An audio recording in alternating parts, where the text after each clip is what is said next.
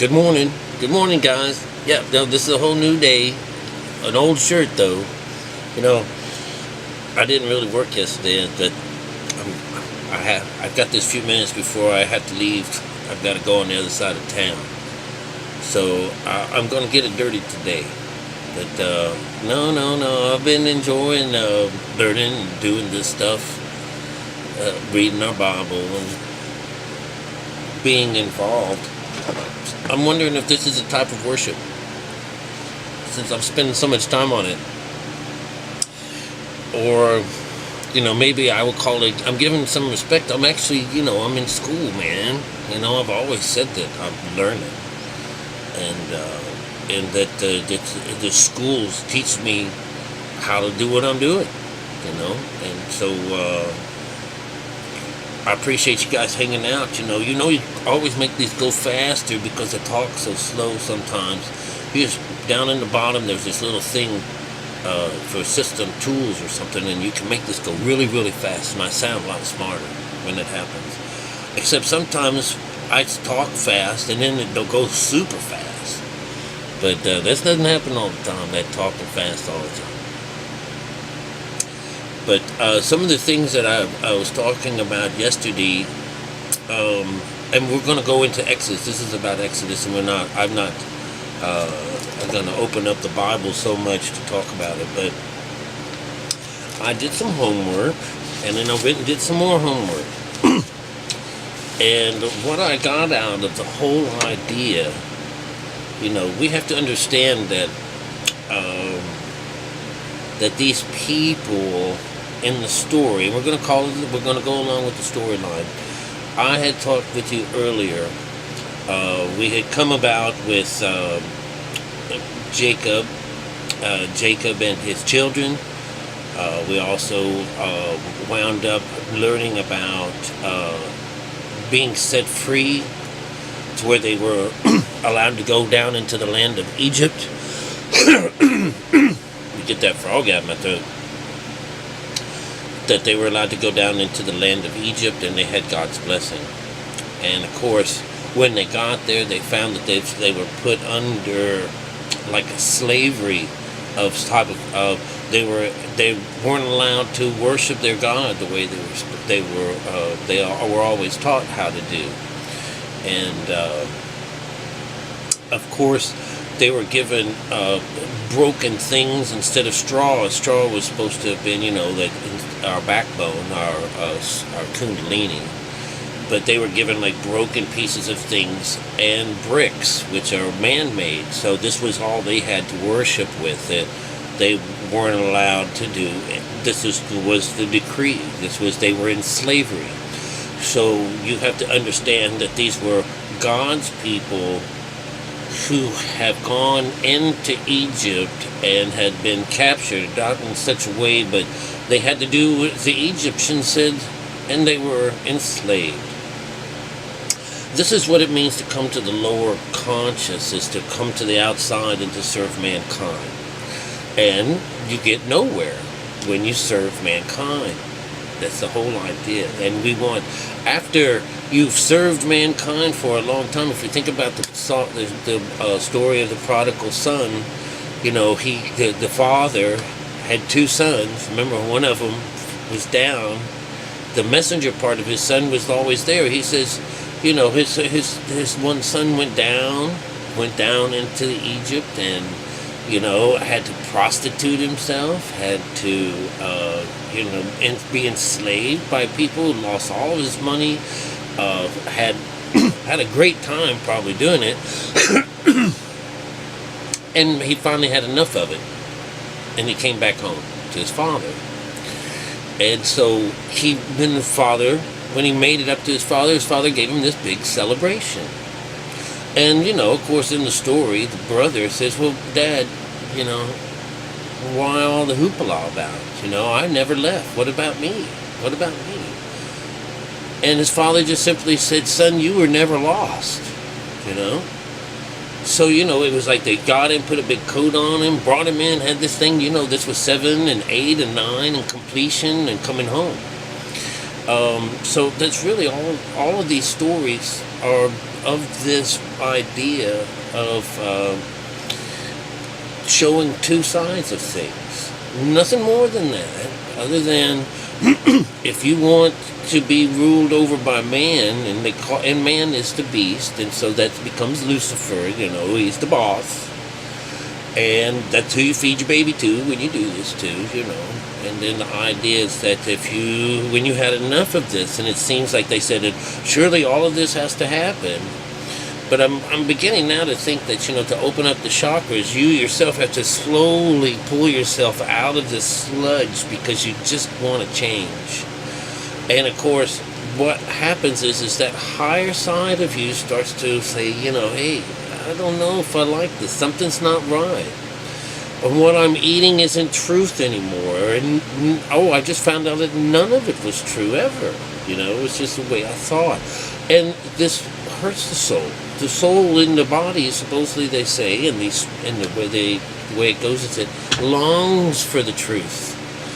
It'll settle for anything when it's attached to the heart. It'll do whatever you ask it to do. But one day it just says, do you really believe all this crap? And this is when Moses is coming in the story. Says, he goes, what? I've got to get my people together. God says, I'll send you with these two ideas. He says, show them about that thing with the rod first, and how it turns into a serpent. Show them that first. If they don't take that one, show them the one with the hand, do the one with the hand. That'll freak them out. That'll show them, But in reality, what it means is he was going to go home and teach them how to meditate. He's going to bring the law to them. And of course, this is an allegory, which means the truth is hidden. And so you have to read, you have to read through it. You're not reading into it. There's a code that keeps you from going off on your own. So I'm a messenger here. I don't make this up. What I do is I just uncover it, and I use a particular code in order to do it. And it's a simple code. It just goes from 1 to 9. A lot of times, I forget about that zero. That zero, when something is in the zero, it really means nothing, all right? But in another sense, it's eternity, all right? It's everlasting. The circle isn't always going around. And when you have 3 circles, like, something that's 1,000, that is beautiful. That is you all one and with the feather sticking out. I mean, that's really what that 3 zeros is like, forever and ever and ever. And and 3 is a divine intervention. So what I did is I actually went back and I read these chapters that had the different plagues in them, and it came out pretty interesting. It's the stages of consciousness. But what you're really getting out of this is, what happens is God has spoken he's spoken with Moses and Aaron. Remember, Aaron is his mouthpiece, all right? Aaron represents what is the west, or what is outside. So God would speak into Moses' ear, Moses being the messenger then of these things. Not only just the leader in this group, but through him he says, Moses, have Aaron stretch out his arm, and smite something. Or Moses, tell Aaron to do this. So all of this time this is going on, God is telling Moses, and then because Moses can't speak for himself, he says he's just low in speech. He says, we'll have your brother do it. So, this is, remember, they're all one. There's no brother in this group. But for the sake of this, what they're trying to do is they've got this plan with God in order to increase things, increase the meanness that's going to happen to the lower conscious, to Egypt and to Pharaoh, for not letting his people go.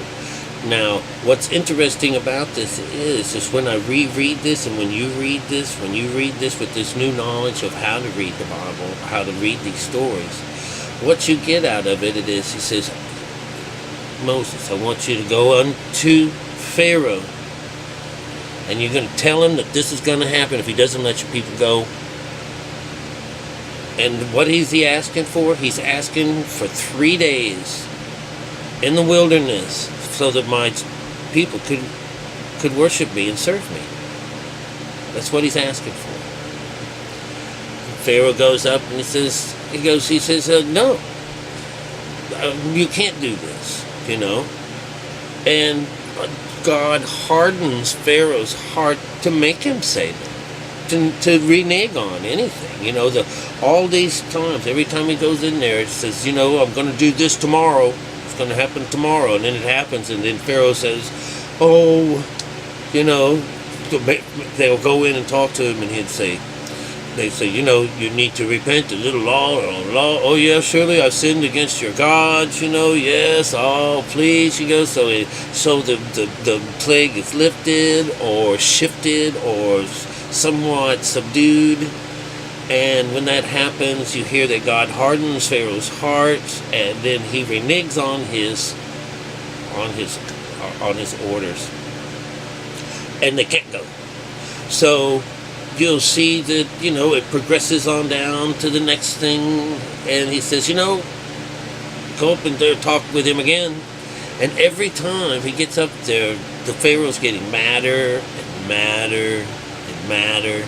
So, when the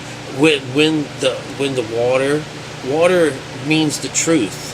When it is red, it is full of emotions, and it's like the Red Sea. The Red Sea it's just churning and churning. It's with emotions. I said yesterday it was about blood, but red is basically the emotions, and what's going to destroy things is this anger, and this is the color of the devil. This is the color of the lower mind, the red atom, the right or the left side of our mind. All of these guys have red hair. So it's this unhappiness. And so what happens when God spites this? There's no more truth in you. That you are just full of shit. You're just no more, because there's no way for you to go and clean up. There's no meditation phase for you.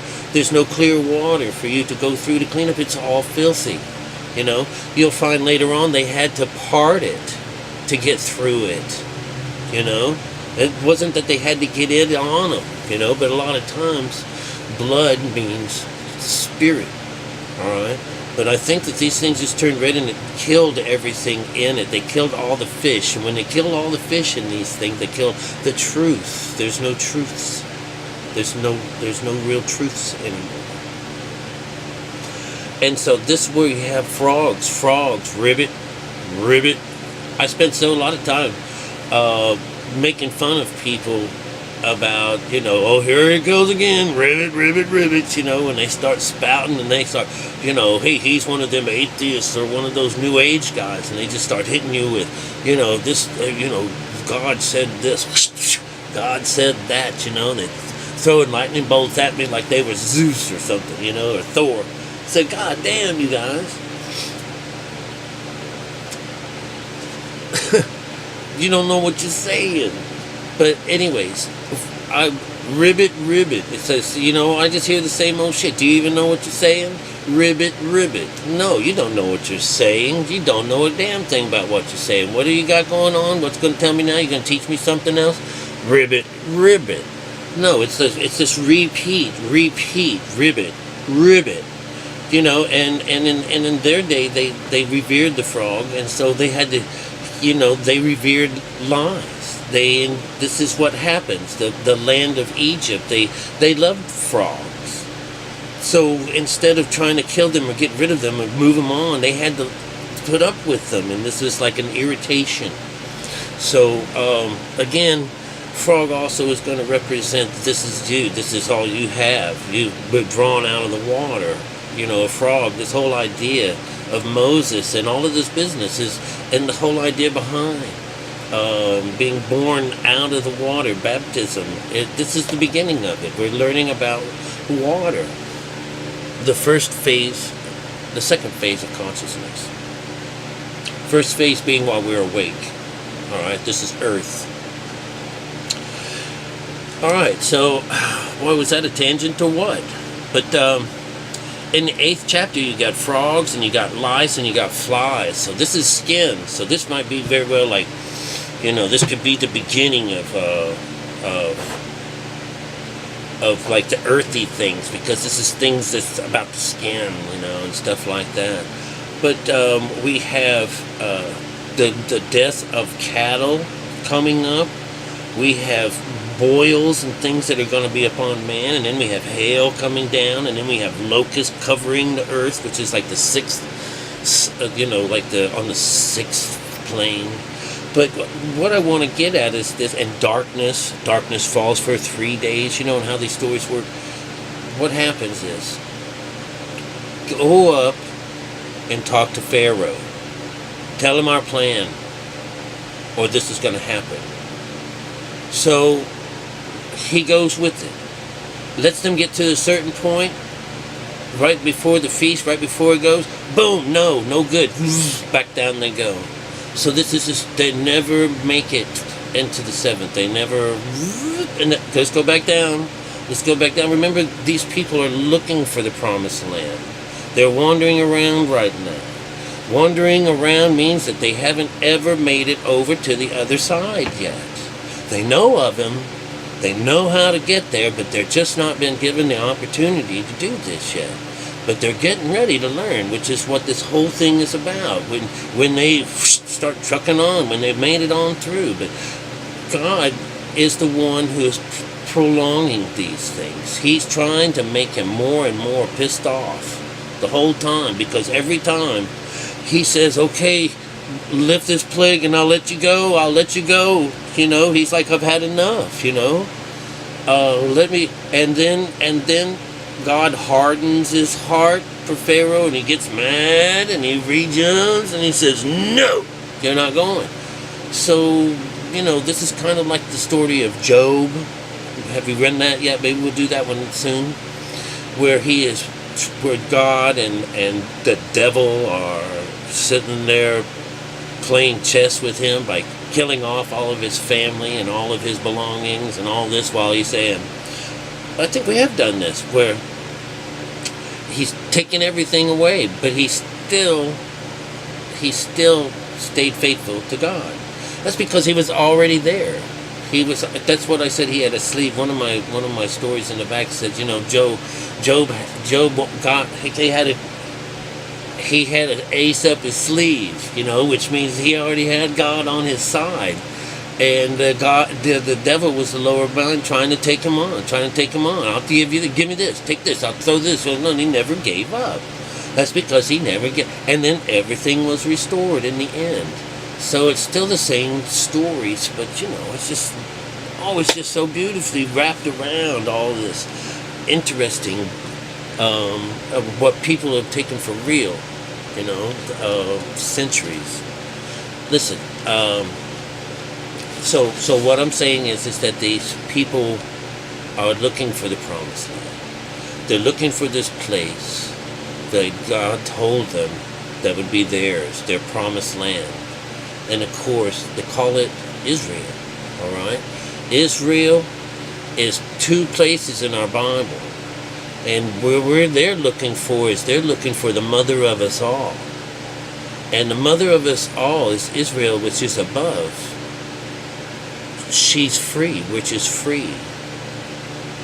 Not the Jerusalem, which is below, that is in bondage. There you are. We have 2 places, all right? The one down below is not the one they're talking about. Except when they said that that's the one in bondage. That's not the holy city. The holy city is here in your right side of your mind. That's the Jerusalem which is above. She is the mother of us all. Isn't that beautiful? It's just beautiful. I hope you guys have developed some kind of ear for this. Alright? It's absolutely mind-bogglingly beautiful, Alright? But, so the whole idea is that he between Moses and Aaron, and every one of these is, you tell Aaron to grab a hold of his rod or his staff, and declare this, and you tell him to do this. You tell him stretch out his arm, your hand in that staff is real important. Right now, he's trying to have to teach this to him, so he hasn't even made it up to the mountain yet to come down with the law. So, but right now we're in that spot where he's trying to piss off his old boss. Remember, that's why he's even there, why he's not being killed right off the bat, because, he was drawn out of the water. That's what Moses is about. You're Moses. You're learning how to draw yourself out of the water. Just as plain as that. No shit. There's a place in here in the 12th chapter of this, and I don't want to really go into it. It starts telling you how to do it. Everybody has to put in a lamb per household. This happens on the 14th day of the month, which is a 5. 12 actually starts off, it says, this is the beginning. This is the beginning. This is the first month of every month from now on. This is it. This is the beginning. And so, what's chapter 12 about? 12. The number 12 is 3. So this is how we're going to join it. All right. This is the way these things work. We're chapter 12. This is how we are going to get past this Passover, because God's coming. That last little plague that he's going to do is he's going to send the destroyer in to take the firstborn of everybody. All right, but his baby Israelites, they were told, this is what you do to keep them from coming over them, to keep them from dying, because he's going to take man, beast, and everything. Doesn't matter what it is. If it's left outside, it's gone. So. Do you know that modern people said that there was a modern archaeologist or whatever, they said, well, probably what happened here was that there was some kind of a volcanic thing happened, and a pyroplasmic cloud or something that hangs close to the ground, because all these people, the higher they are, the higher in the wherever they sleep, the lower guys, the younger ones, sleep closest to the ground, and that this vapor killed them. Kind of reminds me of that terrible accident that happened in India. Where all those people died instantly from that chemical spill. Which is an atrocity, just absolutely terrible. So anyways, that's what the chapter 12 is 3. It's the number 3. So it's all about this is what we got to do, and it's just beautiful. Here is the number 5, and that number 5 is our skin. It says, I really can't see with these glasses. Your lamb shall be without blemish, a male of the first year. From sheep or goat. So this is your lamb. Remember 5? This is your lamb. Is your name written on the lamb's skin? Is it? With the 7 seals that runs up the back of the mountain? This is where Moses is going to take his crew. He's going to take them off the back side of the mountain, where he knows he can find God up at the top. So, I hope you're understanding that none of this ever happens. This is so under code. This is so mechanically written. No, human beings didn't do it. Human beings aren't mechanical.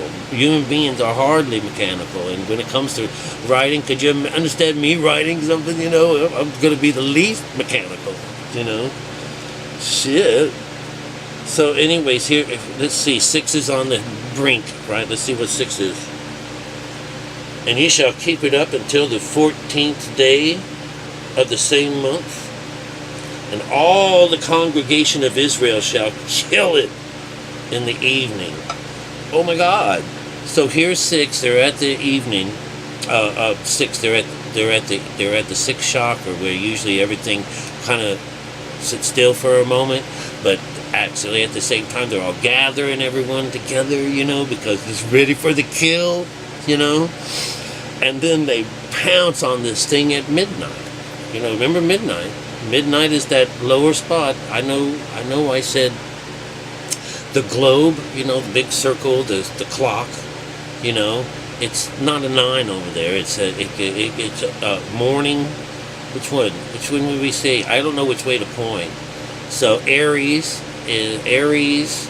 6 morning, and 12 o'clock high is noon, and over this way it's 6 in the evening, Libra, and then 12 midnight is down here between Sagittarius and Capricorn. That's where Jesus dies on the cross. That's where we begin our conscious change. We die there, and then we're lifted up for that point. That's where it all happens. So when you hear that, it was dark after the 6th hour, you're on that, it's actually that space. It's that spot.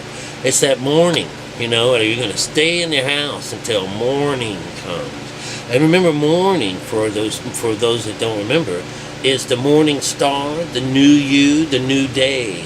The new day. This is actually the 7th, the 6th chakra, where you're now getting ready to light that pineal gland. You've got Jesus got you in the air. It's the theta frequency, and now you're on your way over to, by 3 o'clock in the afternoon, to Leo, to the hottest time to be burned of all your dross. So this whole idea is written out so beautifully in these funny little stories, all right? You just have to remember that it's all about your hand. You have a lot of power in hand, and that staff that you're holding on to, just like in the stories that we had with the prophecy rock, right? That prophecy rock, that guy's holding on to his staff as well, all right? All of these staffs are very important in all of these stories, That's one of the things that I'm finding is one of the coolest parts of it. All right, so they actually all get together and kill all the beasts at about 12 o'clock, and then they got to eat the hell out of it like something else. The way they eat it, they're supposed to be girded at the waist. They have to have their staff in hand. They have to have their shoes on. So you're talking about this being a physical thing. This isn't being in the inside. They're gorging on the outside. This is a feast that they've created, all right? So you have to gird your waist, means you got to have little go-juice, right? That's what that means. Gird your loins. What are they otherwise? Hanging out all over the place while you're eating, while you're cooking food, Maybe so. But I wouldn't have it. All right, so they kill it. They have all kinds of good time. They got to eat the hell out of it. They got to eat it real fast. And then it goes through. Thou shalt have they shall not eat leavened bread. They shall not. Even if you, let's see, when you start your 7 days of unleavened bread, bread means thoughts. Thoughts. That's just thoughts. On our thing going down in our stomach, give us this day our daily bread. This is just giving us better thinking, better thoughts, better something, other than negative ones. All right. What we have in this chapter 12, we wind up with the verses 15, 17, 18, 19, 20. Telling you to not have to eat unleavened bread. That's saying to take no thought, take no thought, take no thought, take no thought, take no thought. Those are your 5 senses again being spoke of, because you don't want to have, that's no thought. So they have to eat bread that has no way of rising. Not that you don't rise, that it doesn't rise. It's, their tongues are clipped. They said in the camps of the children of light, or the Israel's children. Not even a dog's tongue would move, It was, everything was like, So you would see that's just really fun. It's really fun. And so, but this is still walking on the outside. They haven't gone on the inside yet. All right? Remember, every time they've gone up there and Pharaoh said, I'll let you go, God changed his heart, made him pissed off, and then we couldn't make it over there. So it's like we're just going to try and we keep coming down and try and we keep coming down. And then I'm going to kill the firstborn. This is it, And so you'll take that once they took and killed this thing, when they killed this in the middle of the night, and this is actually instructions right now, all right? They're being told this is what you're going to do. This is what's going to join us together. But in this particular instance, it's they're not going under. They're not going that way. This is what we do. And that's what they've done forever. They've been killing things and splashing blood all over the place so that God would pass them over. The Israelites were free from stuff like that, but they still had to mark it so that the destroyer wouldn't come in and kill them. Later on, Jesus would say that his Jews were already in a particular place where they wouldn't be smited. Which draws a line between those that were his people and those ones that he's talking about freeing. And when it's all done, Pharaoh is just absolutely pissed off after this last one, once his child has been brought into the mix. And now he says, take you and all your people and anyone else that follows along with you, get the hell out of Dodge. And the sooner the better. And that's said on the 6th. This is in